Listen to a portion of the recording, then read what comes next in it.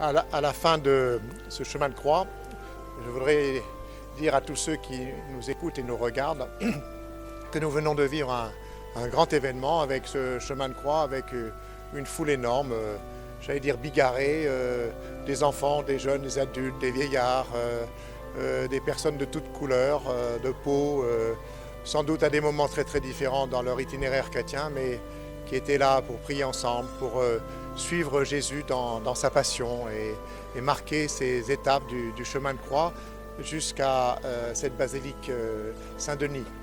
Et puis après, nous sommes entrés dans cette basilique et nous avons dévoilé la Sainte Tunique. C'est la première fois que je la voyais restaurée et je peux dire que mon émotion a été à son comble. Parce que quand on regarde cette tunique, vient en mémoire tout l'Évangile. Et en particulier en ces jours saints, la passion, la condamnation, l'exécution, la mort sur la croix, qui pour nous est la signature de cette vie de Jésus qui est livrée pour tous les hommes, qui est donnée pour tous les hommes.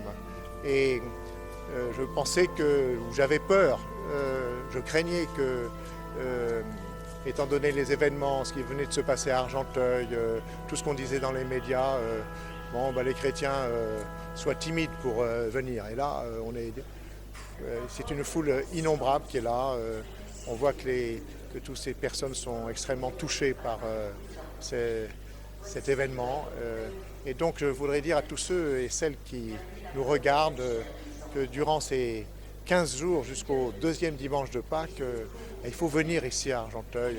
Venez avec vos équipes, venez en mouvement, venez avec vos paroisses, venez avec vos communautés, venez personnellement vivre ce temps qui sera une occasion favorable, magnifique, pour faire grandir votre foi dans le Christ. Et puis en passant la porte de la miséricorde, de ressentir encore plus le cœur même de Dieu, ce cœur de pardon, ce cœur de miséricorde. Et puis après, vous repasserez la porte dans l'autre sens, ça sera pour aller dire autour de vous le bonheur d'être aimé, le bonheur d'être pardonné, le bonheur d'être sauvé.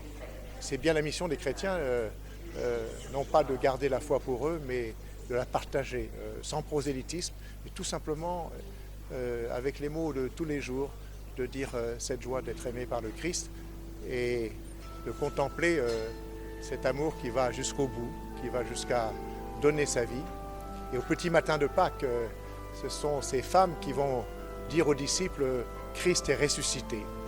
Et comme les 136 catéchumènes qui vont être plongés dans la mort et la résurrection de Jésus dans la nuit de Pâques, eh bien nous aussi, vous aussi, nous serons des témoins joyeux que, quelles que soient les difficultés, quelles que soient les blessures de la vie, quelles que soient les solitudes, l'amour de Dieu est plus fort que tout et la vie est plus forte que tout. Voilà ce message que je voulais donner à tous ceux et celles qui viendront sur notre site internet de ce beau diocèse de Pontoise.